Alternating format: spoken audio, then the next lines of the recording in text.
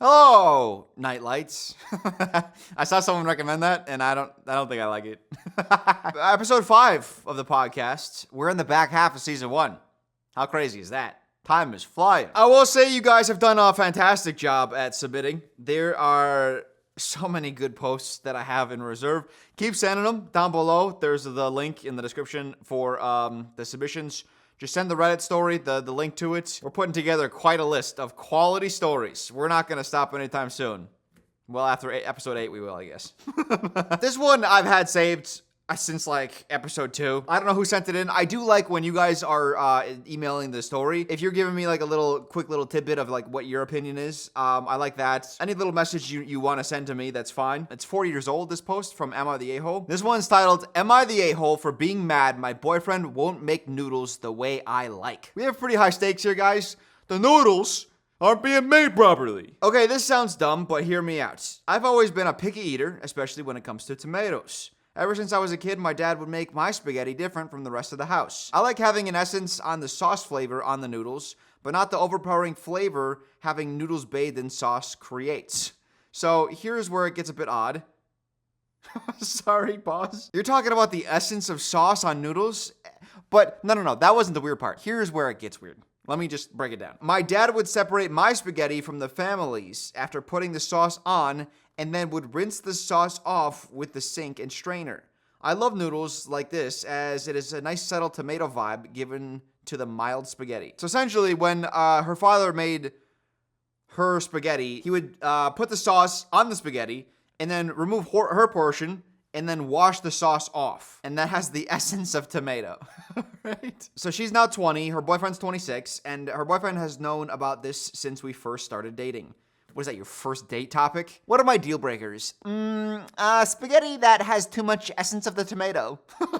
He always told me my food habits were cute. We have been dating for almost 3 years now and moved in together at the beginning of the pandy, so we could be in lockdown together. Ever since we moved in together, he insisted on taking charge of cooking and all cooking-related tasks, dishes, grocery shopping, etc. And he assigned me the role of cleaning the bulk of the apartment. We split other tasks pretty much 50-50. Everything was perfect, and he always seemed to be making noodles the way I like them whenever we had them. This was until last week when we last had spaghetti. We ate, and everything was good. But afterwards, he started teasing me, saying things like, "You really like your pasta with an essence of tomato," and "How was your tomato essence, babe?" Always using finger quotes around the word essence. After a few comments, I felt something was off. Pause. It took you a few comments for you to figure out something's off. If someone does one finger quotes, I'm like, something's off. I have to do the finger quotes. I do it when I'm reading the stories to indicate to you they're in parentheses. Or not parentheses, in quotations, but I wouldn't use them in real life. I feel like any use of air quotes is condescending. Is there a situation when using air quotes isn't condescending unless you are specifically noting something is written with quotation marks? I'll have to think about that hot take. Let me know what you guys think. After a few comments, I felt something was off and asked him if he had done anything differently with tonight's noodles that he usually does, and he started laughing. When he finally stopped laughing, he told me the whole truth while smirking. He said, "I didn't do anything different than I usually do. I have never been making it the way you have requested. Apparently, the entire time we've been living together, he's just been skipping the pasta sauce on my noodles entirely." He claimed that if I didn't notice for this long, then it shouldn't matter that he is making dinner in a way that is easier for him. I disagree entirely. I think the lying was a huge breach of trust, and so was the refusal to make dinner how I wanted. I have admittedly been acting passive-aggressive to him since, but he thinks he did nothing wrong, that I'm overreacting, and that I need to let it go. Am I the a-hole? So they have 2 edits under this. First edit, my boyfriend found the post and is not happy. I'm debating pouring the sauce directly down the drain despite him. I hate you. I'm sorry. That just slipped out. What a dumb thing to say. You live together and you share the sauce. I'm assuming you're also sharing, if you share everything else 50-50, I'm assuming the grocery bills are also 50-50, and you still need the sauce to apply the essence to the noodles, right? So you getting rid of the sauce also harms you because you're just going to have to buy a new thing of sauce. So it's just a waste of money for no reason. That's not a good spite. The second edit. So a lot has happened since this morning. Wait, hold on. I don't know. I don't want to read that yet. I don't want to read that yet. Let's wait. Just know that a lot has happened since the morning. Okay, so she started out by saying, "This sounds dumb." And she is so correct. This is so stupid. If you don't even notice, I'm a big... we've had a story before where, like, I think a woman... And this was a secret, too. I think this was a secret someone submitted. This wasn't like a post I read. This is someone in my audience. She like put like extra oils into her boyfriend's food to fatten them up. And then once they feel fat and gross and overweight, she breaks up with them because she enjoys like psychologically destroying them and like tearing apart their life. So anytime you're adding stuff to someone's food, I think that is incredibly that freaks me out because there has to be a level of trust. And sometimes I think about this when I go to restaurants too. Like there's not enough incentive for like a chef or a cook to poison you, but they could, you know, you're trusting them. Luckily, we have a system where we jail people like that and they do investigations, because if not, like, man, one bad day as a chef. This is the opposite, though. This is like, I prefer my food cooked a very specific way. If it's so frivolous that you cannot even tell, if you're asking, well, no. Well, she's not asking him to cook. He demanded to cook. And he wanted all the food-related tasks for some reason. But either way, he's doing the cooking. And if he can cook two ways, one is more difficult and it tastes the same, what's the point? What is the point? You know? Placebo effect. He should just let you continue believing this. It's not nice to be lied to or tricked, but I enjoy believing in Santa. Sometimes I think like, oh, it's terrible that parents lie to their children, but like that's the whimsy. Sometimes lies are a nice sprinkle of whimsy to a life. Get out there and lie to your significant others, guys, all right? And to your children, too. But sometimes it's like, hey, no harm, no foul. If there was a pattern of behavior where he's keeping things from you, and this was one of them, and this is the first of several, then we have an issue. Then we have a pattern. But if I'm asking you to go out of your way to do something stupid so that the food tastes the exact same otherwise, then how do you not get embarrassed? Where you're like, oh, I couldn't even tell. Maybe part of the embarrassment is why she's lashing out and wanting to dump that damn tomato can down the drain. It's not like she doesn't have any case at all. Like I said, to be lied to is not fun. I probably would have, after the second or third time I made spaghetti, I'd be like, all right, here's the thing. I'm not doing your stupid essence theory. Like, here's I'm gonna give you an essence of basic decency, and I'm just gonna save the extra sauce. Because, like, she can't taste it at all. She's eating plain noodles thinking that it has the essence of tomato on it. And it's just plain noodles. If she can't tell the difference, it's on her. I don't blame him at all. But if I was him, the best thing he could have done was lie to her forever to add whimsy to her life. No, I'm kidding. I think the best thing after maybe 2 times. Because the thing is, if you do it on the first time, you're like, if you come clean as they're eating, you'd be like, hey, so how is it? And they'd be like, it's fantastic. And then they'd be like, aha. And then she'd be like, actually, you know what? Now that I think about it, it was off. Or an hour later, she'd be like, now that I think about it. But if you let a couple times go by, you know, she can't backtrack as well. You got to trap her, is what I'm saying. But after 2 or 3 times, I would come clean. But this is a no harm, no foul. It's not like he added a different kind of sauce that you didn't want or something. You know, there's nothing added. It's just cheap. He served you plain noodles, and you convinced yourself that there was an essence of flavor. Let's get to the second edit. So a lot has happened since this morning. Y'all may be happy to hear we broke up. We had a huge blow-up fight since he found the post, which led to me breaking up with him. He did not like being called a predator. Who? They called him a predator? Oh, I can't wait to get to the comments. And I started to think y'all had a point about that, so I ended up breaking up with him. Oh, no. You let Reddit control your life? I think if Reddit has their say, you become one of them. You become alone.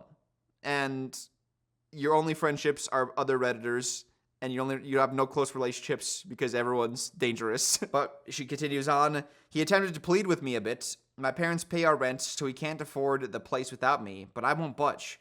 Now, some things I found out in the argument. Oh, okay, baby. Hey, more. No, I take that back because she wrote this edit and is giving more context in the second edit after they called him a predator. So she wrote this edit after the predator allegations. But back to this, now some things I found out since the argument. First, he is not a pharmacist like he always told me. He just works at CVS. Secondly, he has actually cheated on me multiple times with other girls that go to my college. And lastly, and worst of all, he has never actually been allergic to dogs and just doesn't like them. Wait, not actually being allergic to dogs is worse than cheating on you and lying about his occupation? I don't think I like your brain. See, this is the unfortunate thing, because he's an asshole for all those things, but not for anything to do with the story. The story about the noodles is stupid. Like, I think you're more wrong there than he is. If you can't even tell the difference, that's on you. If he served you plain noodles and you're like, yes, the way you sauce these and rinse them is perfection. But then, obviously he's a total douchebag. Lying about your job, I hate when people do that. And I hate when people are like, oh, I got so lost in the lie, I just couldn't come clean at any point. It's like, okay, now you're a double loser. No, you're more than a double loser, because to lie the first time is a loser trait. But then you had how many opportunities? There are just so many lines where you could, come clean, and you didn't. And every time you compound. So it's more than double. It's like quintuple. Let's go to the comments, though. I want to see these Predator comments. The top comments, 25,000 upvotes. Everybody sucks here. You both sound dreadful, to be honest. I need to know how he sounds dreadful. Maybe I missed something. So this comment says, the idea that putting pasta sauce on noodles and then rinsing it off would leave an essence of tomato flavor is objectively ridiculous, and more importantly, a really shockingly disgusting waste of pasta sauce. Reddit. A shockingly disgusting waste. We're not in a pasta shortage, all right?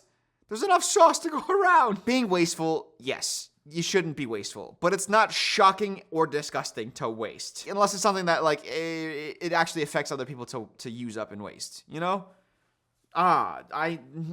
going overboard. Comment continues, what your dad did was basically teach you to waste food whilst planting the idea in your head that you were tasting something that was all in your imagination.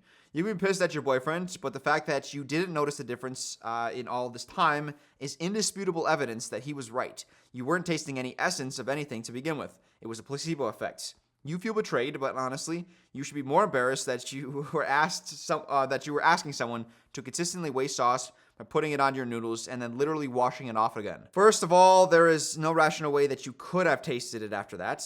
Secondly, people, myself included, literally struggle to make sure that they can afford to put food on their table, and you're bloody while pouring it out the jar and then washing it down the sink on purpose. Be embarrassed. How are you making yourself the victim in this? I struggle to afford food. Did you want him to scrape off the extra tomato sauce, put it in a jar and ship it to you? What do you want to happen here? Your boyfriend is an a-hole, not for refusing to waste pasta sauce on you. Honestly, good for him. Wait, why are we patting him on the back for not using a tiny more of sauce? 25,000 upvotes. But for being a dick about it and mocking you. He sounds like a really nasty human being. Okay, so this is before the second edit. Let's pretend like we don't know that he's a cheating loser and a liar and allergic to dogs, that's loser behavior as well. But I don't think that's as bad as the cheating, in my opinion. But just because he was actually all along, she said he was smirking. He smirked and said it. And it's like, well, yeah, she's had this ridiculous request this entire time, and he was finally coming clean. And it was probably more playful for him in his mind. Maybe it's slightly dickish, but he sounds like a really nasty human being from that story, from just the story, from just the pasta noodle stuff. And I hate this. This is why math teachers say, show your work. Because otherwise you end up like this Redditor, where you're like, I came to the conclusion, and you were right. He's a nasty human being, but you got there accidentally, all right? He just happened to be nasty. He wasn't nasty for the pasta sauce thing. And I can't speak for you, but I wouldn't date someone who spoke to me that way. Wait, did he say anything that was really bad? So he was like, you really like your pasta with the essence of tomato, huh? And then finally he smirked and said, I didn't do anything different than I usually do. I have never been making it the way you have requested it. Which she put in quotes, but at the same time, that's her recollection. It's not like she was transcribing everything and she went back and was like, oh, this is the exact quote. Not that it matters, because it's a pretty innocent quote by being like, actually, I've never made it the way that you said that you wanted it. Which isn't like an extremely nasty thing. You must live in a bubble. You live in Candyland, where the world is soft on you always. And someone saying I've never made it that way is the most heinous thing a person could say to you. Sorry, I'm getting angry. Oh, so the Predator thing. Okay, so one of the comments underneath that comment said, not quite little kid territory, but OP was 17 or 18 when her lovely boyfriend of 23 or 24 started creeping on her. It's not uncommon for predators to play into immature preferences at the outset of the grooming process. Oh, I didn't even think about that. She's 20, he's 26. They didn't say how long they've been together, though. Did they? Oh, we've been dating for almost 3 years. So she's 18-ish, he's 24-ish. Yeah, that's a little bit of a gap. I don't think that's grooming, though. I think people are misunderstanding what grooming is. Maybe I'm misunderstanding. Grooming is when like an adult figure talks to a child in an innocent manner, but their intent is to eventually get so close to them, like build a close relationship, gain their trust, and then start introducing the like the romantic elements into it. I think that's what it is. People are, I think, overusing that word. Maybe I'm wrong, though. But either way, he ended up being a loser. I thought the predator thing came from, like, he was preying on her sense of lacking taste buds or something. I don't know. I thought it was going to be something stupid. Let's move on to a different story. That was a fun first one, though. All right, next post. This one comes from Jasmine, who sent in, "Hi, Dylan. I kind of hate everyone in the story, but I'm curious to hear your thoughts." All right, we got it. Everyone sucks. This one is titled, "Am I the a-hole for demanding my coworker pay me for a ride to work after many months of giving her a free ride? For the last 14 months, I have been driving one of my coworkers to and from work. She only lives a mile up the road from me and is on the way, so I've never asked her for a dime or accepted when she's offered me money. From my perspective, I'm going there either way, and her overall household expenses are higher than my own, so it felt like the right thing to do. Over the weekend, my car went to the shop. I told my coworker that I wouldn't be available to give her a ride either Monday or Tuesday. She said that it wasn't a problem because her boyfriend is off this week and would give her a ride. I asked her if I could bum a ride as well. I even offered to walk to her home so that they wouldn't have to drive backwards. She asked her boyfriend about it, and he said that he would, but he wanted $20 for the 2 days. I know it's just $20, but that set me off. I declined the offer and said I'd find my own ride. At work yesterday, she asked about my car. I told her I'd be getting my car Tuesday night after work, but that going forward, I'd like $30 a week, which is 1/3 of my gas costs, if she wanted to ride with me. She was upset about this and said her boyfriend had only wanted money from me because by having me in the car, he was being forced to drive straight home when he picked me up. I pointed out that I've been happy to drive straight home to help her out for over a year, and that it probably wouldn't have killed him to show me at least some level of appreciation. Today, she said she'd no longer be riding with me after talking about it with her boyfriend. She said she felt disappointed with me for holding his actions against her, and that I was being petty. A couple other coworkers told me throughout the day that her boyfriend's just an a-hole, and she doesn't really have a say at home, but overall agree with me that it was a dick move. From my perspective, this dude directly benefits from me thanks to his girlfriend not needing a car of her own or spending a dime on travel, and my coworkers should have defended me. Do you all think that I'm being petty about this? It's at 13,000 upvotes from 3 years ago. Everyone sucks here, huh, Jasmine? I don't know if I can get there with you, because I kind of think that if I've been helping you out for 14 months, and you can't even help me out for 2 days. Now, it's not technically her asking. It's her boyfriend asking for OP to pay the $20. If I'm the friend, or if I'm the coworker who's getting rides for 14 months, and the boyfriend is like, I need $20 from her, I would be like, no, you're not charging her, because she's been helping me out a ton. So I'm not going to let you charge her. And if you insist, I'm going to pay it. The one thing that tripped me up at the start of the story that I don't want to get lost is she only lives a mile up the road, so I've never asked her for a dime or accepted when she's offered me money. So this woman has offered to pay or to chip in for gas, whatever it is. The $30, I don't care at that point. $30 a week for rides after the coworker wanted to charge her, or the coworker's boyfriend wanted to charge her. She came back and was like, okay, well, if I'm going to keep driving you going forward, now that I know that if I was in a situation where I needed a ride, I would be charged, I'm going to charge you. To me, if I was the coworker, yeah, I would do everything in my power to not cause any problems. I would be like, hey, I will pay you $20, boyfriend, if you need it. But that's off-putting to me that I need to tell you that because someone has been looking out for me and doing me a solid for the last 14 months and has refused me even chipping in. That's a good Samaritan move. And I'm not going to repay that kindness by having you go out of your way for 2 days. And I think they all work at the same building or nearby. Because the boyfriend's problem was, well, after work, I now have to drive you both home. And if I have to do that, then I want money. I want compensation for that. Because otherwise I would stay out and do things. I don't know. That's stupid. It's like, it's 2 days, dude. You can't go home for 2 days? What are you doing? Are you a man of the town? If it is so important for you as a person to not go home directly after work, then decline. Say, I'm not going to drive you, to ask for compensation. He's not even asking for money for gas. He's asking for compensation for his struggles of not being able to go out. What is stupid? I don't know. Is it petty to then ask for money afterwards? You could probably, on a semantics level, you could convince me, yes, it's petty. Because you don't even really want the money. But it's a little bit of like game theory, where it's like, I help you, but then when you have an opportunity to screw me over, you do, you want to take from me to some degree. So then when I have an opportunity then to take from you afterwards, then I should take that opportunity because you did that to me. But if she was gonna stick to her principles of like, hey, I don't mind driving you, so I will, like, yeah, that would make her like the most moral and principled person in the story, where even when she's trespassed against, she doesn't trespass in return. But also human beings are more complex than just like that, and it doesn't make you less moral. When people show their true colors, that they wouldn't help you in return to the same level you would help them, even to a small fraction.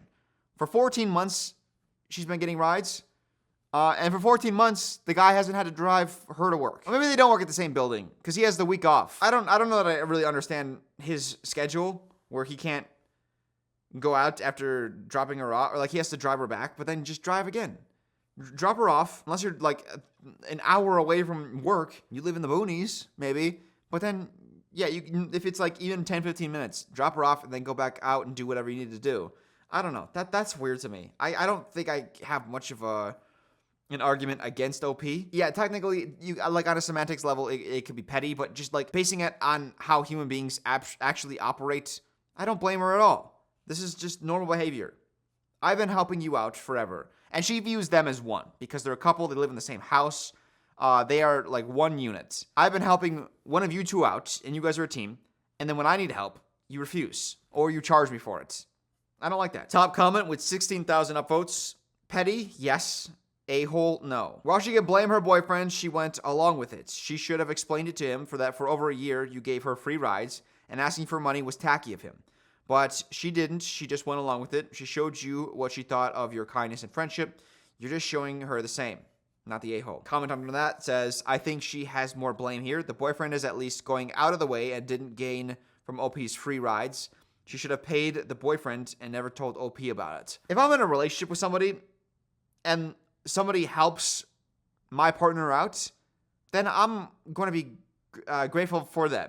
And I will respond with gratitude towards that. It's not like, oh, you didn't help me, you helped my relationship partner, so technically that doesn't count, so I can still charge you. Like, no, that's such linear thinking. Like, in order for me to help you directly in return any kindness, the kindness has to be directed directly at me, not anyone around me. Another comment says what I was saying, not the a-hole, and may I point out she could have paid the $20 and not even mentioned it to you.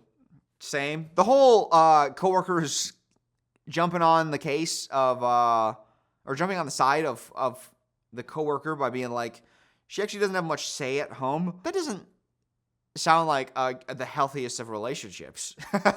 She's not allowed, like her opinion doesn't carry weight because she's, like the second class citizen there.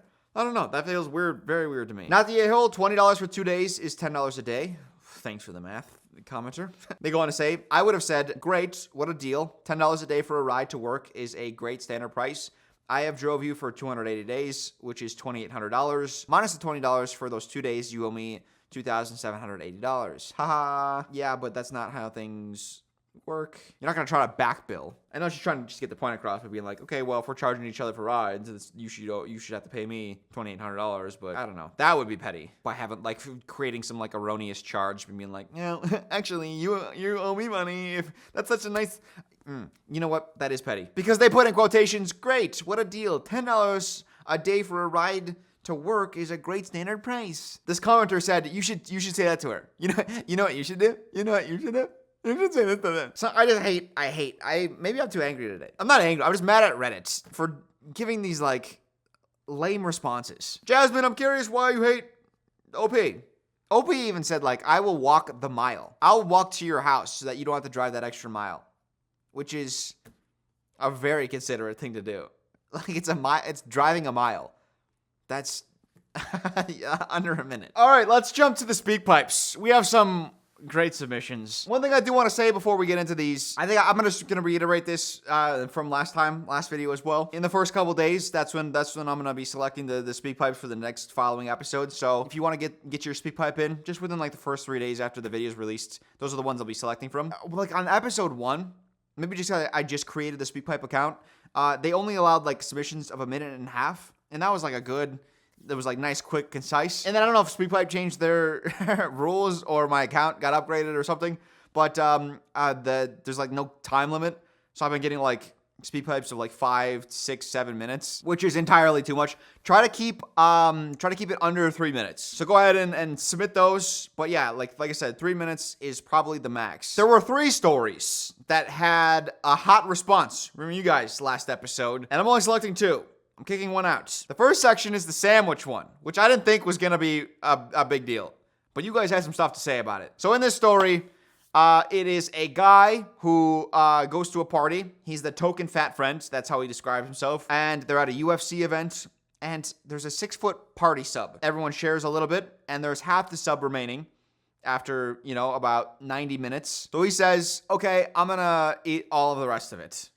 So he just starts mowing down it. On the sandwich, and then they were like, okay, so where's the sub? And everyone was like, he ate it. And so the guy he's like, okay, well, I'll go get Subway, I'll go get pizza, I'll go fix this. But they're like, no, it's not the same. The person who was hosting said, no, it's not the same because it came from a specialty shop. We're going to start with Jake. Jake had a little voice note for us. Hi, Dylan. I want to respond to am I the a-hole for eating more than my fair share of a party sub?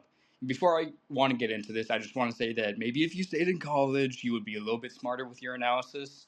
Maybe it's not a scam for everyone because clearly you kind of needed it. I think the biggest disagreement that I have for this is that I don't think that he's an a-hole. I think that it is just incompetent. The biggest disagreement that I have and why I think that he's incompetent is because of the intentions behind his actions, right?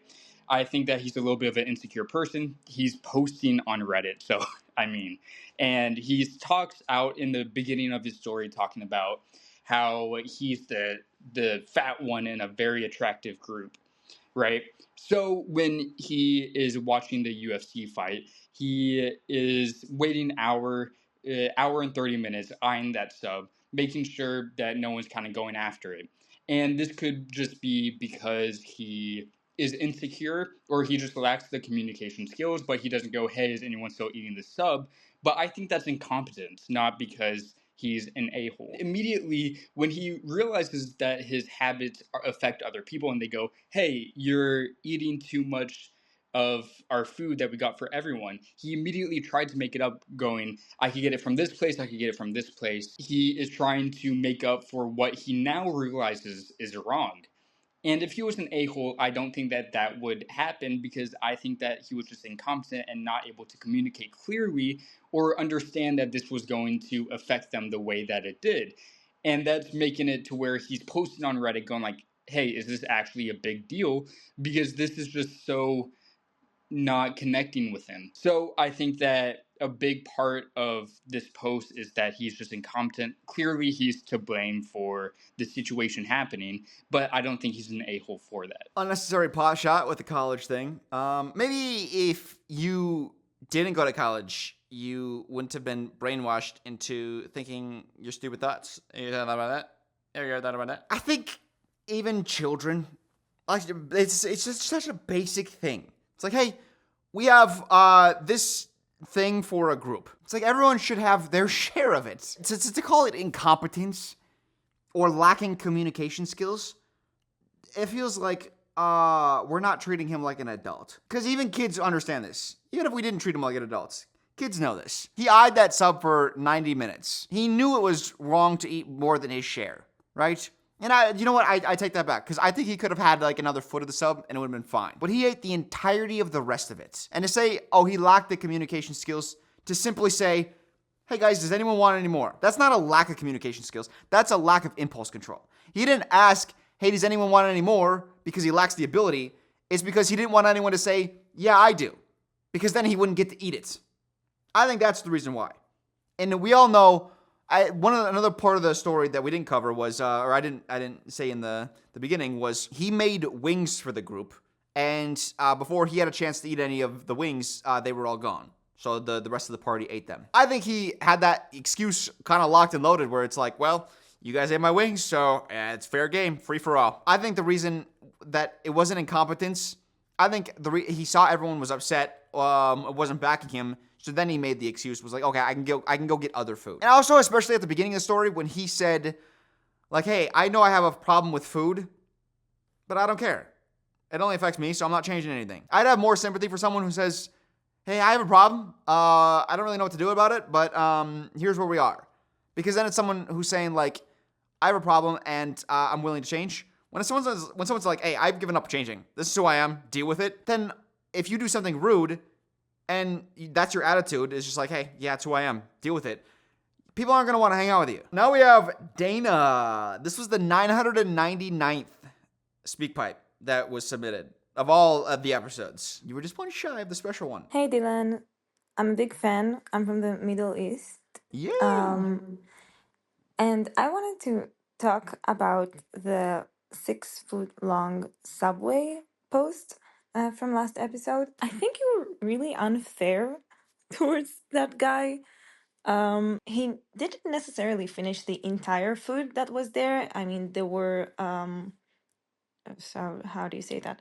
Like all the pretzels and chips that he mentioned. You're not telling me on that. Like there's a main course. It's like the sub. To be like, oh, there's other food. There's a couple pretzels laying around. There's some chips. That's not the same. If you went to a dinner party and they only served appetizers, you'd be like, oh, well, what about dinner? You know, like you wouldn't just be like, oh, well, there's enough appetizers to go around. You want like there's a reason there's a distinction between appetizers and like the main course, because the main course is more filling and appetizers are just meant to like appetize your taste buds or whatever. Is that why?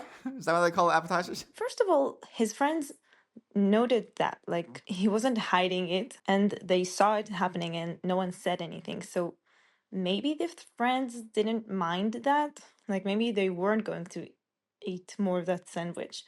That's possible. The friends might have just been like, hey, if I saw him going for more, I might think, well, I'm not gonna eat anymore, you know. So it's fine. That's his deal. I don't know if it's on the friends to police, like, hey, make sure you only eat a certain amount of stuff. Also, if I see him going to go grab more of the sandwich, and there's a UFC event going on, and there's like conversations happening, I might notice that it's happening, but I'm not like, how much sub did he put on his plate? Like that's not what's going on. They might have noticed and then just were like, oh, he's getting more sub. And then, went back to their thing. So the idea that like everyone should have been like, oh, hey, wait a second. How much did you put on your plate there, guy? Probably not. The way he described it, that girlfriend was awful. She was really cruel. He tried to make it up to her and she wouldn't let him, and she spoke really cruelly. And even if someone is fat, like even if he's a mega obese guy and he's gonna die at 40, that doesn't mean he deserves that treatment. And I do agree with him that maybe it's harmful towards himself and his health, but that's his choice, and mainly it probably doesn't affect other people. And if that's the extent of that effect, like that he finished the subway at one friendly gathering, okay, so there are many solutions, like the ones that he offered. You can just always buy more food. I do agree with your point that he should have explicitly said, like before finishing it, something like, hey, do you mind if I finish it? I'm really hungry. But other than that, like, his friends are mad at him, his sisters are upset with him, that girlfriend was horrible. That is not proportionate to what he's done. He might have been a bit of a douche, but not an a-hole. They were the a-holes, in my personal opinion. Okay, so there's a couple points there. I've heard people say that like the girlfriend, I think she was the one hosting the party, and she was the one who was like, "Ha! How dare you?" Some people objected to her mostly. She was the ringleader of it, but then the sisters the next day called their brother, twin brother, and were like, "Hey, you got to get your stuff under control. This is ridiculous." Is that just about eating, or is that about other things as well? There might be other things going on in the friend group, and yeah, I think with this story, like their lives are gonna go on. They'll be fine. Oh no, half the sub is gone. Oh, are we gonna be okay? Yes. But within the friend group dynamics, if someone behaves selfishly, that's noted. And if it's a pattern of behavior, then he's just exhausting to be around. Oh, and then the other point that I wanted to make, the girl, I don't think she was exceptionally cruel. And there was a story where a long time ago, I covered an Am I the A-hole post or something where someone called a girl a cow, and I was like, oh my god, that sounds incredibly rude. I wouldn't call a girl a cow. That's just mean. And then people, I remember in the comments, I think it was like UK slang, where it's like, no, that's like a normal thing people say. Where I think the people thought that the girl was cruel towards the guy because she called him a pig, or she was like mentioned like, oh, you're pigging out or something. And to me, that's normal lingo.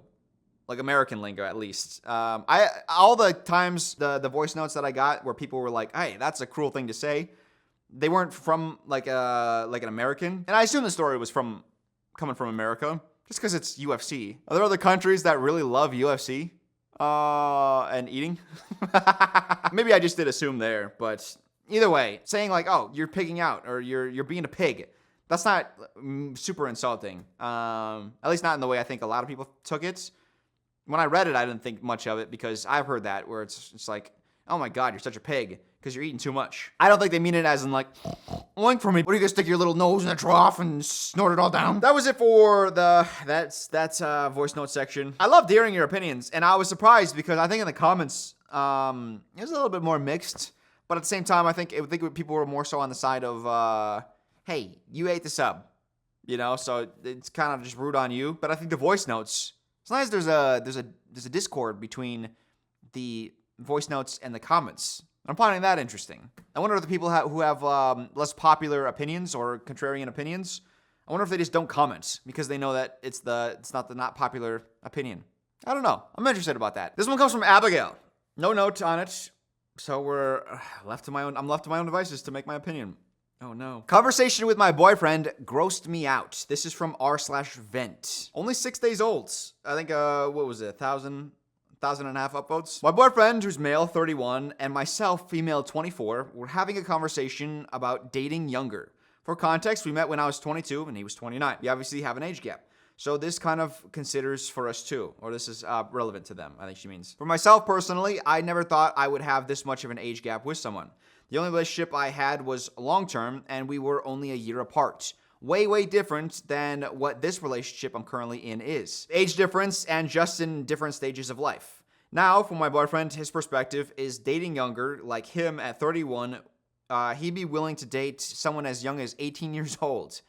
Because for him, it's better. He claims that girls his age have gone or had too much heartbreak, experiences, boyfriends. They don't listen, do whatever they want, don't trust guys, they're harder to get pregnant, etc., things like that. Now, as someone much younger wouldn't have had that many boyfriends, aka me, like I've only had one boyfriend. He says, I like you in regards to my age because you don't think guys ain't you know what. Only had one boyfriend, listened to him, look up to him, and some other stuff he said I can't remember. Obviously, he says I'm pretty, and I have a lot going for me too, but for the age, he considers that. This also comes from a man that thinks if a girl travels a lot single, it's a red flag. So his thing is that dating younger is better. Stress-free for him. I see it as he sees it as a clean slate. A clean young girl who has little to no experience, barely any boyfriends, etc. And to me, that rubs me the wrong way. How can a 31-year-old male say that I am willing to date an 18-year-old girl fresh out of high school going to college? What could you possibly share in common with her? Not to mention, he also cares that she's so fertile as someone his age would probably struggle. I have PCOS, so I can probably struggle with conceiving. So it's just... I'm sorry, some of this is written really poorly. So it's like just because someone is young doesn't guarantee a pregnancy. But anyways, I told him his perception is hypocritical because how can you say all that about women your age when all they went through is exactly all you went through as well? We are currently struggling with what to me seems like jealousy and insecurity because he can't hear that I spoke to a male closely without later bringing it up and saying he needs the reassurance and to immediately tell them I have a boyfriend. So he has issues with that because of how he was hurt and done dirty in the past. And to me, that's what he says women his age have issues about. So she has I'm going to pause for a second.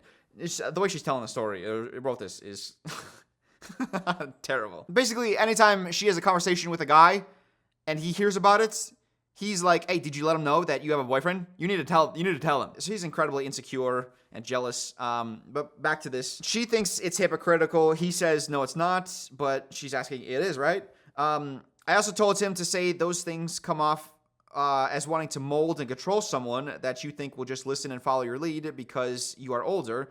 It just sounds wrong, and it makes me kind of grossed out. For extra context, so you can get an idea of him and why I'm now fully rubbed the wrong way, when we met 22 and 29, I was going back to school and about to transfer into a university. Option A was to enroll in an online bachelor program, or option B was to go to school in person. I was working full-time, but I was trying to keep my options open to see what would work better for me to be the most successful. I brought this up, not necessarily for him to tell me what to do, but she just wanted to get a little feedback from him. And immediately, he wanted me to do the online option because he said he didn't want me to be influenced by college parties. I don't even party. You would never catch me at a house party. And also because I would encounter other males. And he wants to protect me from those environments and bad influences. And that I had to prioritize what was best for the relationship, prioritize what he wants. She ends up choosing the online option, okay? And she says she did it because if I would have went to the opposite, I would have heard the end of it and not thinking about him, or he probably would have left me because I didn't consider him. And then she just basically says, I wanted to see what other people say, so that's why she posted. Because I see it as wrong, and he thinks that there's nothing wrong with how he views age gap relationships. Now I'm kind of questioning the behavior. All of his talking points were just like red pill talking points, where it's like 18 is like it's super fertile time. You don't have like the heartbreak and experiences and boyfriends. I think this is the thing that bothers me mostly with like red pill content. It's always about wanting to be the leader in a relationship, and I don't think it's wrong for a relationship to have a leader. My problem is I think guys want that to be the default. So instead of earning the respect of your partner, you just want it without having to earn it. And the cold hard truth is, I'd say 90% or more of guys aren't respectable enough to be a leader, unquestioning. And that's not a bad thing for a relationship that's 50-50, where it's like everything is equal between us, which is how most people like to do modern relationships nowadays. But if you want to be considered a leader, you have to have traits and qualities, and you need to command a certain level of respect by the way you act and behave. And a lot of the ways that the guys that demand it act and behave is not in line with the behavior of a leader. You shouldn't need to demand respect. If you are someone who is respectable, if you want to be the leader of a relationship as a guy, then just do a good job leading. You don't have to be like, oh, I need to seek out specific people so that they make sure to follow my orders. That's weird. And then also this, you're not tainted by the world enough so that I can, craft and mold. I think that's exactly what she said. Like, it sounds like you just want to mold someone young who doesn't have the experience to know where you're wrong. So you're never questioned. And that's why it's rubbing her the wrong way. I don't think she's put her finger on what exactly is bothered her, but it rubs her the wrong way. And I think it's that. It's like, you want someone to mold. Wouldn't it just be better to find anyone and then just be such a good person and a good leader that whoever you're with is going to want to respect you and follow you, right? And the way this guy's talking like this, I would hate to be in a relationship with this person. I think age gaps, I think they are and probably will continue to be a sticking point for a lot of people. I heard someone talking about in a video, they're talking about a 24-year-old woman. And as they're talking about her and the decision she made, they were like, oh, she's still a baby. And in my head, I was like, oh, that feels gross. I don't want to infantilize people.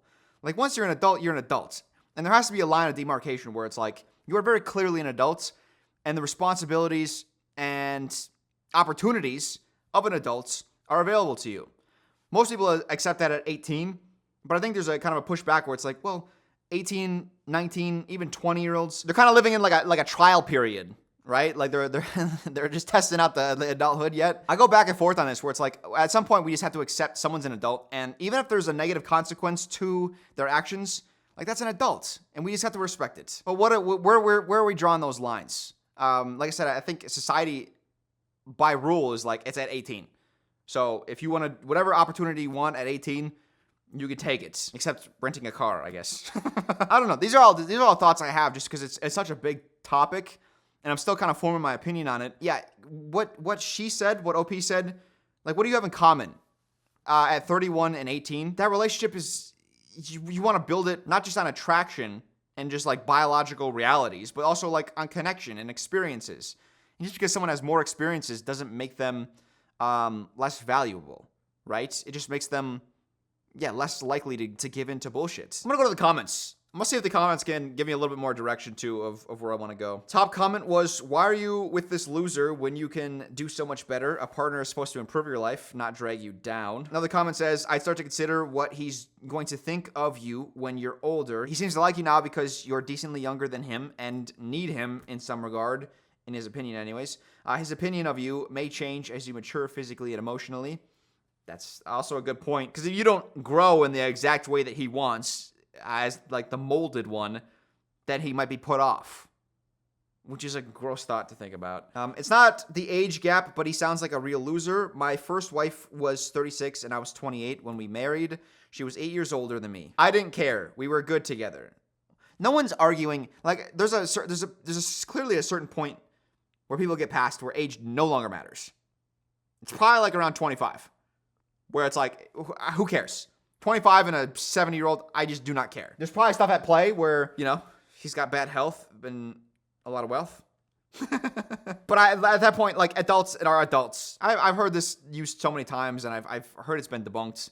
I haven't done too deep of research, but I think it's not true, where it's like the brain isn't fully developed till 25, but I think they just did a certain study until people were 25 and they didn't do it any further, so people just assumed it stopped developing at 25, but that's not true. The brain continues to develop throughout the entirety of life. I don't know the whole details of that. Maybe I shouldn't bring it up, but I think people use 25 as the line of demarcation for full adulthood. I don't think it's true. I guess maybe it's more of a personal thing. Society has decided. At an individual level, we just need to say, like, at what age do we stop caring? The problem with age gaps isn't the age gap themselves. It's the people who want to date younger.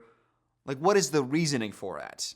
Is it to mold someone? Because that is creepy. And it is. There's a clear life experience difference, and it's hard to relate a lot to it, to somebody. But if someone's an 18-year-old adult and they want to make their own choices, I don't know. You'd want to deter them if you can, to speak to them and be like, hey, you really don't know what you want until usually you're in your early 20s. That's when you start to figure out like who you truly are as a person. Oh, and then the comment continues to say, this guy has jealousy issues, which we haven't even touched into.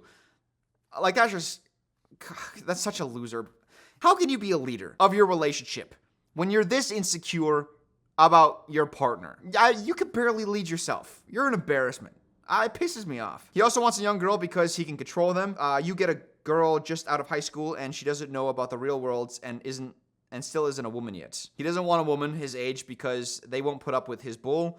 He is not good for you, and you deserve better. It sounds like this guy probably puts you down all the time. He had you do an online schooling so he can control you and manipulate you. Yeah, that whole thing, she brought it up to him where she was debating whether to do online school or to do in-person school, and he was like, I should do online school. The fact that he even came out and said, there's going to be too many guys. I want to protect you from the influences. She's not even a party girl. She said that. She wouldn't be caught dead at a house party. I don't know. Your insecurities are founded upon what? What was it? Let me read it again. He was, quote, hurt and done dirty in the past. Just because you have trauma from a past relationship doesn't mean you get to implant it onto your next relationship. It's not how that works. You don't get to say, hey, I'm going to treat you differently than I normally would. I'm going to treat you more insecurely. I'm going to be more brittle as a person because of something someone else did that has nothing to do with you. And also, that sounds just like an excuse for your own insecurities, for you to lean into them. It's like, yeah, I'm jealous because I've been hurt in the past. Well, that's not for me to, that's for you to fix. You don't get to say like, hey, I have a problem and you're just gonna have to deal with it. That's a sub guy all over again. Is this guy eating 3 foot of sub? I genuinely just think that age gap relationships, you should probably avoid them because there's more red flags than there's gonna be green flags. You know, it's like I understand you don't want someone who's jaded by the world, but I think you can unjade somebody by treating them well. I don't know. I just think a lot of this could go if he just focused on self-improvement instead of seeking out somebody in a very specific point of their life. If he just focused on personal growth and becoming a better person, then he wouldn't have to deal with the issues that he thinks he has to deal with. Yeah, a clean slate girl who has little to no experience, barely any boyfriends. To him, it's more stress-free. I don't know, man. I think it's more stressful, if we're being honest. Because between the ages, let's say 18 and 22, you really find yourself and you grow and you figure out who you want to be. What if you grow into a person that is not compatible with you as the older person? Like if that person grows up and it's like, oh yeah, I want completely different things now. Well, that's going to completely alter your relationship. When you're older, you typically know like what kind of career you want, what path you already probably put on that path, like what city you want to live in, how much traveling you want to do, what you want your life to look like generally. Those are beneficial things to know going into a relationship because then you can figure out early on, you can suss out whether or not you're compatible. I don't know. Creepy. We'll now move on to the other voice notes. This story was the Juilliard story. So what happened here, there was a couple who had been together for 8 years and been living together for 5, right? They're 23. They met when they're 15, high school sweethearts. They've been dating all this time. And she applies and gets into Juilliard, the School of Arts. In order to prevent her from going, he proposes to her. He says, how about you just stay here and marry me? Let's get married. How about that? And she's like, no, I want to go to Juilliard. And the girl offers, like, why don't you come with me, guy? Let's go to New York. And he says, no, I want to stay here. I don't want to live in New York. The guy didn't consider long distance. I don't know if that was a him decision or it was them both. Either way, they're not doing long distance, and so they break up. And the guy's like, hey, so she chose Juilliard over my marriage. She chose a school over me. To get scammed over me? We're going to start with Natalia. Hi there, my name is Natalia, watching you from Ukraine, so great English practice. And I wanted to talk about the story with a girl getting into Juilliard. I love when you guys tell me where you're from. I never know how to respond because I'm always like, cool. But I do, it's cool. Ukraine, that's awesome. As soon as I heard the line that I told her not even to try because it's too hard to get into, I knew I was not on his side because, I don't know, maybe I'm crazy for this, but in my perspective, love and partnership should be where you support your partner, where you encourage them. How can you not respect that your girlfriend achieved something that thousands of people dream about, and not only that, you are trying to hold her back? You're so inconsiderate of her and of her feelings. And then a year later, you're still bitter about it and you still do not see how you are in the wrong for that, because I feel like he is in the wrong for that. I don't know, maybe it's easier to be the one leaving than the one staying, because for the person who stayed, it feels like your partner moved on easily. You know, they have new life, new friends, and you just stay back, and you have all these memories and all these places. It is hard. I think you make a great point about he's the one staying behind. So he's seeing her with a brand new life, and she's immersed in a whole new world. Everything is new experiences for her. He's in the same city. Seeing they're out, like every time he goes to the movie theater, oh, I used to come here with my non-fiance. Every time walking in the park or, doing different things. I mean, even like think about the family time they spent together, holidays and just like evenings, game nights, whatever it is. It's like there's a hole left. Whereas she left to the city. She's in a brand new apartment. She's got a brand new schedule. She's pursuing a whole different fields. There's new friends. Everything is new. So it might make it seem like it's easier for her. That's true. And that's why I struggled at first to figure out, like, is it lack of respect for her? Because I think to him and his perspective, like, he's the one that's following the path. They probably had conversations where they're envisioning their lives together and they talk about like buying a house and like staying around town. So I think to him, it feels like she's the one leaving. She's the one deviating from the plan. Hello, Dylan and troublemakers. My name is Marin. I wanted to comment on the story about the woman getting into Juilliard and the whole ultimatum proposal. I probably am echoing what a lot of comments have said, and I wouldn't say this is like disagreeing with you. I just wanted to add for the OP, like talking about how tough it is to get over her, and like just kind of seems like he's decided she's like the one that got away, and now dating is impossible. Not that I don't like him. I think he did a shitty thing and like has a very narrow view of certain things. But I would say if it helps him like get over her, to me it sounds like he was more in love with the idea of her and the idea of the life he'd have with her than like actually her. I'm coming from the position of this isn't what I'm pursuing career-wise, but I am a violinist, and I've met people and been around people who are going for schools like Juilliard, and it is very hard to miss. Those people are so committed. It's such a huge part of who they are. It takes so much work, and it's enough work that I think you kind of have to have a certain level of passion and ambition to even be willing to start that work. So the fact that he seemed to kind of brush that off and just like, oh, she can just change careers, or she can just change her plans, or she's not going to get in anyway. I mean, it's one thing to have the realistic conversation about not getting in, but it's another to like downplay its importance. You brought up like the considering long distance thing. I am in a position where the master's degree I'm getting kind of requires my partner and I to do long distance, and that we had the hard conversations about if that's worth it, what to do. Like, it wasn't super easy, but that's a decision we made. Other people might not have, but part of the reason we could have that conversation was just how well he knows my passion and ambition and how much I care about this degree and the career I'm going to have. So, I mean, OP's acting like she's the one that got away and they would have been perfect, but it doesn't sound like he really loved the core of like who she is and her. So, I don't really care for him, but I think that recognizing that you were in love with an idea and not an actual person could be a step in him getting over it and figuring things out. I think one thing that OP did a good job of pulling the blinding the sheep over with the wool of the wolves, with the pulling the sheep's wool over the eyes of the wolf, pulling the wool over the sheep's eyes. Yeah. Is there no wolf involved? There's a saying. But I didn't pick up because he just brushed over it. The amount of work she got into Juilliard. So either she is a prodigious natural talent that comes along once in a decade out of hundreds of millions of people, or she put in countless hours of work.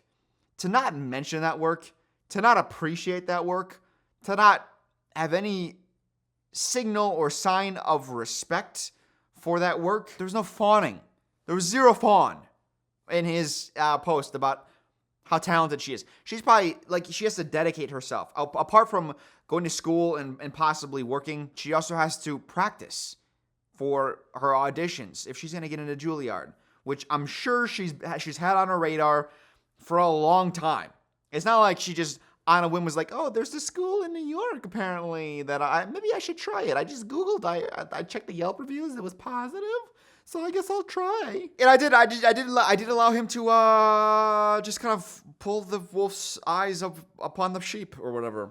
So I kind of hate that he did that to me.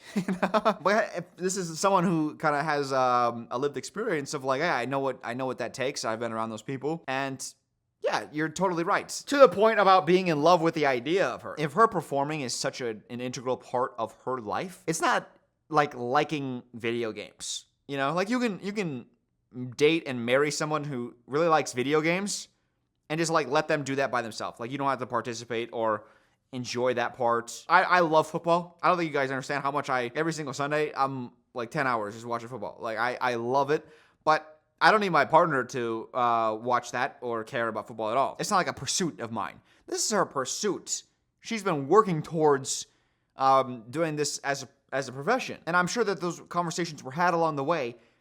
And I guess to seem blindsided or to seem like, oh, she left. It's like you must have known that she loves performing and that she wants to pursue this in some professional capacity. And it's probably not going to happen in your town, whatever it is. It's an undisclosed field. The fact that he never said the fields, there's a chance it was just for privacy and he didn't want to like out her because, oh, she's going to Juilliard and he didn't want to like say the department. But it could also just be like he doesn't care. So it's either he was trying to protect and keep it anonymous, or he just was like, it's the stupid field. And considering that he was just like, hey, why don't you just give up on your dream, you know? And I made the point last time of like, not everyone cares about what they do for a career as much. If this is something that she's working tirelessly to pursue, then I think you have no choice but to respect it if you want to be a supportive partner. And he's in love with the idea of her. Yeah, he liked that they had a lot in common, that they shared the same non-desire for children. They shared political opinions. They had a couple. He kind of gave like some checklists of things, and that made it seem like, it might be more of a, not a surface relationship, but a checklist relationship. Yeah, and I think he can move on, but I think part of it is like, hey man, it's all you know for a long period of time. Like, who are you? What is it you want? What is it you value? That was good. That was productive. I do like listening to the voice notes because oftentimes you guys will say things to spark something in my brain where I'm like, oh yeah, there's a new angle. All right, so the final post comes from Scarlett. She says, hi Dylan, I came across this Reddit post over the weekend and thought of you. Oh, sweet. Scarlett gives her opinion, but let's first read the post. It comes from AITAH.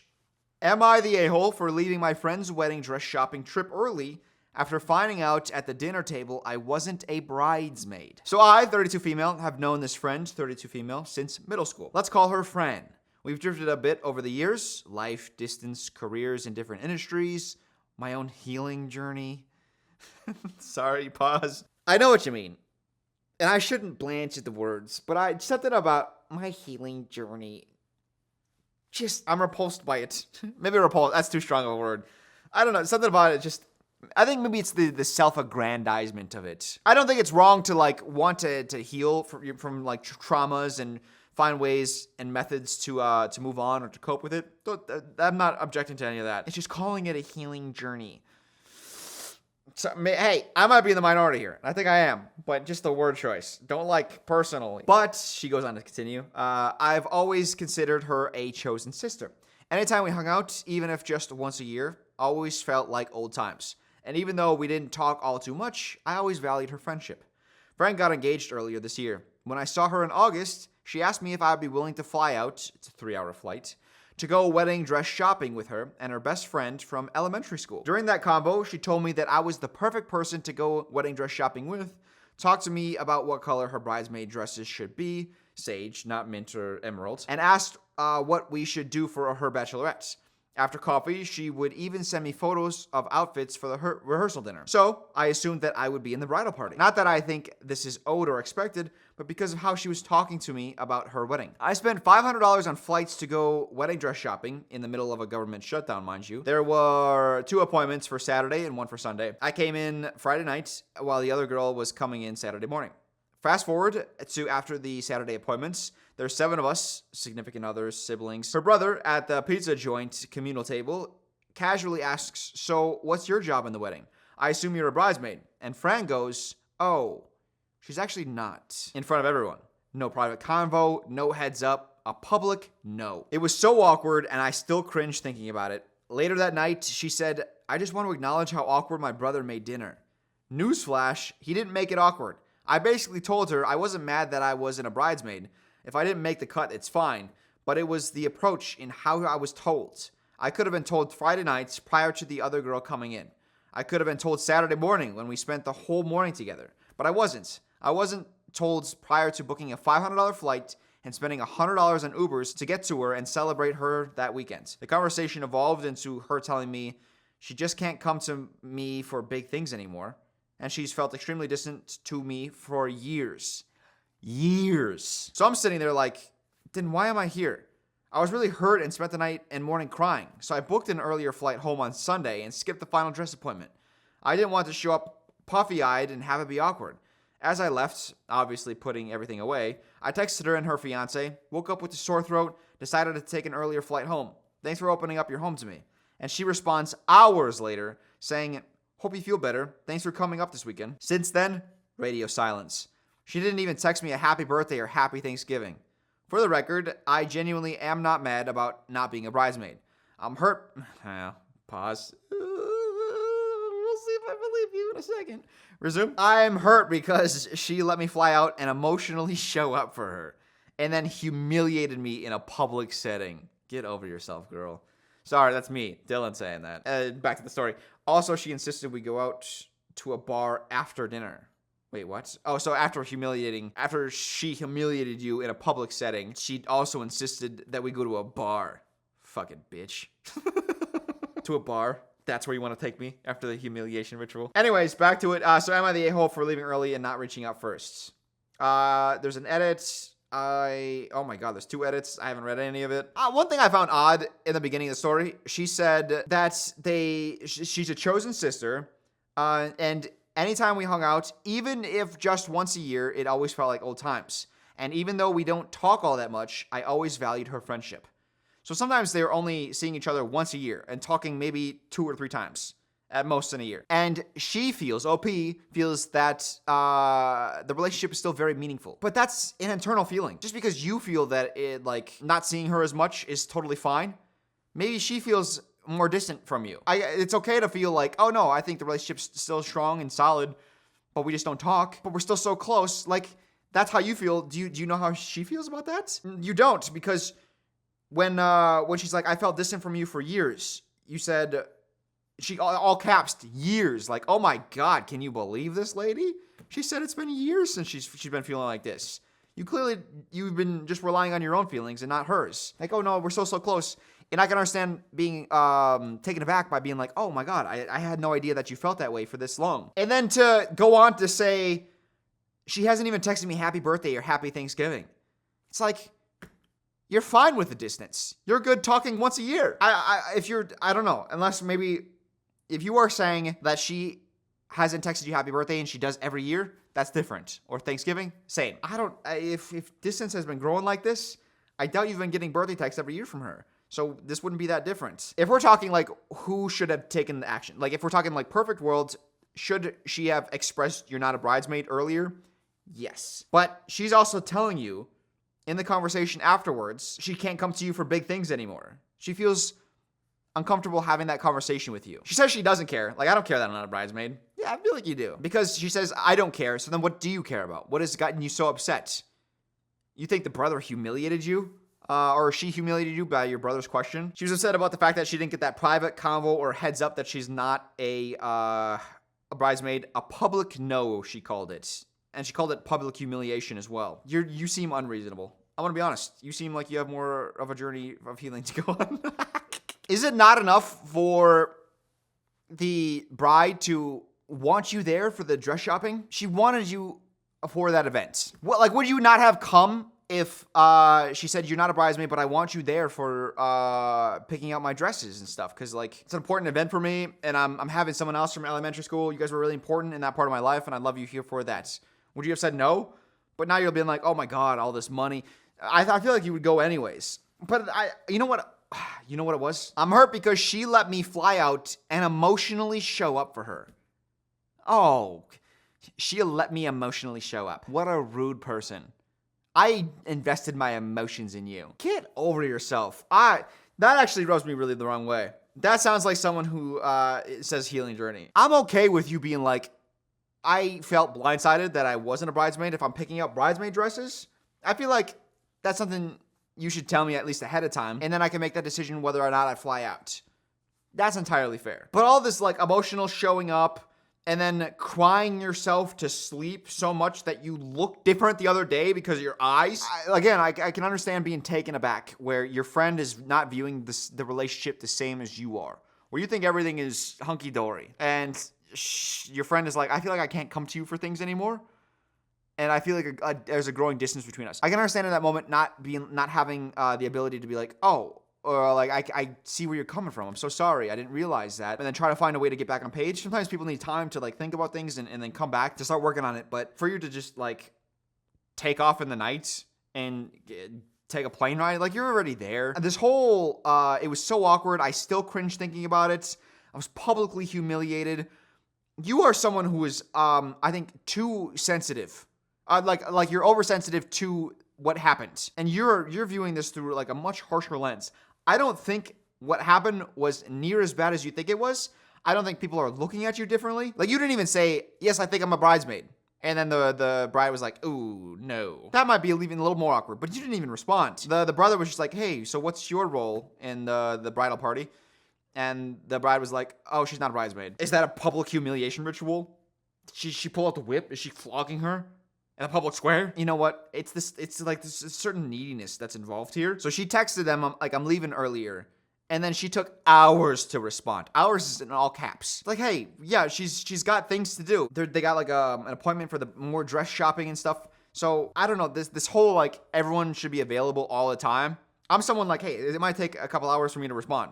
Like, that's just the way it is. Not everyone is like sitting on their phone 24/7, especially when there's quite literally things. There's an agenda for the day, and she's she's putting on different dresses. So I don't think her phone's in her pocket all the time. I don't know. Just there's a certain level of entitlement and neediness. Am I being too harsh on this person? Maybe. You can let me know in SpeakPipe. You can make the case. I might be going a little too hard. There's also an edit. 2 edits? No, just 1 long edit. All right. Wow. Thank you, everyone, for your response. Bye, bye, bye. Coming through them now. Bye, bye, bye, bye, bye. I believe I was asked to go because I'm very bubbly, always hype the person I'm celebrating up, and am type A when it comes to events. Something her maid of honor isn't. She's very chill. I'm very much pay attention to the small details to make an event feel special. Make a custom PPT in Canva for a bachelorette itineraries type of gal. The bridal party was small, 3 people. It's been finalized, and this trip wasn't a trial. I didn't add too much context on our convo in the evening, but just to share a little more, I genuinely told her, look, if I don't make the cut, it's fine, but it sucks. You would have always been in my bridal party for if and when that happens. Pause. It's fine if you don't want to include me. I care about you more than you care about me, I guess, it seems. But like, if I had a wedding, you'd be in it. But it seems like I guess I care more about you. Am I crazy? I might be crazy. This is one I genuinely don't know what your response is going to be. You might think I'm wrong. You would have always been in my bridal party for if and when that happens. Your whole family would be invited to my wedding. And on my front, it's disappointing to not feel valued in the way that I value you. See? I told you. But I completely understand. Look, I totally get that you don't care about me. Yeah, I get it. No, it's just I love you a lot and you don't love me at all, but it's okay. I would have appreciated you saying, hey, I wanted to let you know that we're keeping the bridal party small and I'm having XYZ in my party, but I still want you to be a part of the process, so I would love for you to come with me to the wedding dress fitting. Pause. Agree. Yes. Agree. That's a great way of putting it. You clearly have thought about how you would want this expressed to you, and that is the perfect way. And I do think that the bride should have done this for you. So I'm on the same page with you there. That's all I wanted. It really spiraled, and my friend at one point deadpanned looked at me and said, look, you didn't make the cut. That's it. What more do you want? And when I said, wow, that's a little savage, she fired back with, you said that. Those were words out of your mouth. Then she also said, if you don't want to come to the wedding, I get it. Which was hurtful because that seemed like she didn't want me there. And this was her out to not invite me. Yeah, I agree. I think that was the implication there. The money isn't the issue. Pause. Then why did you mention the money during a government shutdown? Like, it was difficult for you, but you did make it about the money. You know what? I'm just gonna keep reading. The money isn't the issue. I would spend thousands on my loved ones. Money comes and goes, but connections are special and so rare.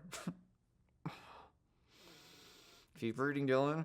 Friend knows that this is how I show up. Then I was told at dinner in front of everyone I wasn't a bridesmaid. It could have been an, oh, can we please talk about this later? Versus no, she's not, to humiliate me. Not everything's about you, girl. Then force me out to another bar. I just felt used. Force me out to another. Keep reading, Dylan. There's one more paragraph. We're fundamentally 2 different people. She's the same same person who she was in high school. I feel like I've lived 3 lives since high school. Oh, you know what? I don't know that you're going to be able to convince me. I don't like this person.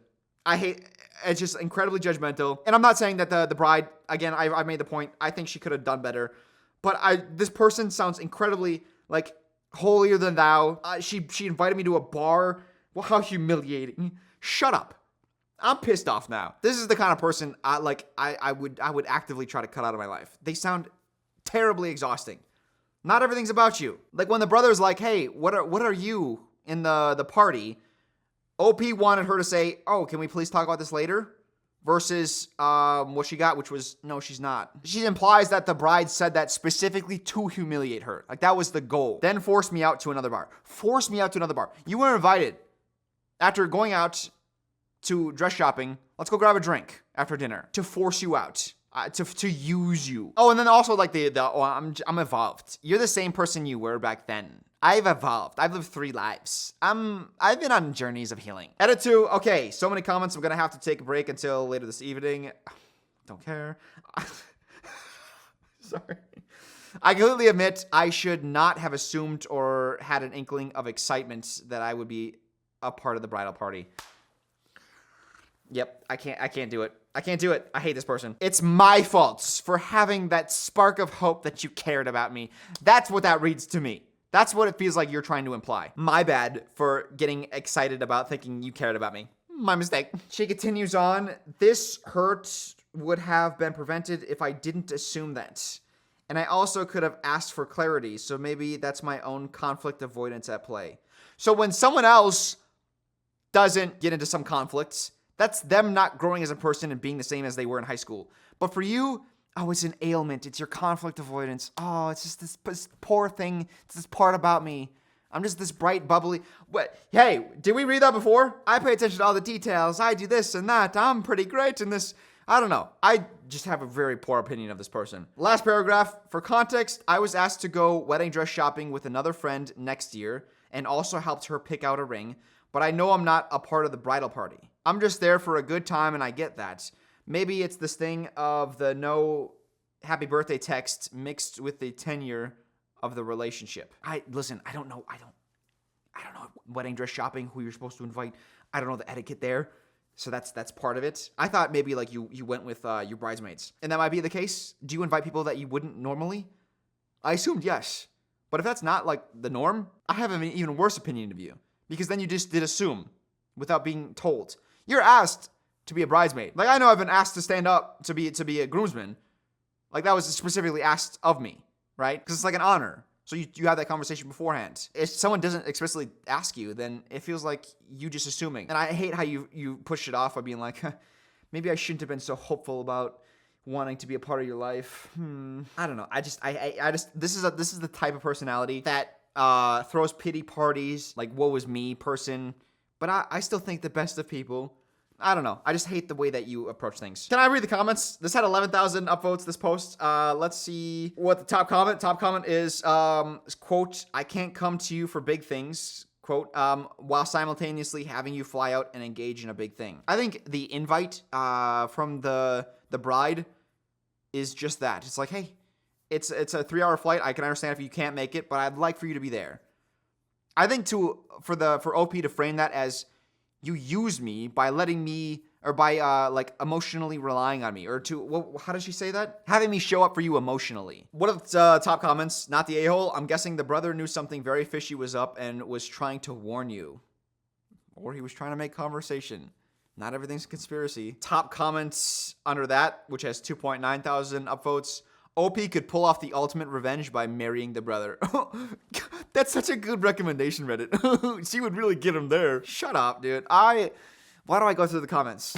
And then they just piss me off. What a stupid thing to say. Oh, here's another comment. All very strange. Why would you invite someone to a wedding dress shop with you that you didn't want as a bridesmaid? So maybe that is a normal thing. That you invite your bridesmaids specifically. And if you don't invite your bridesmaids, maybe you should have the conversation like, this isn't a bridesmaid thing.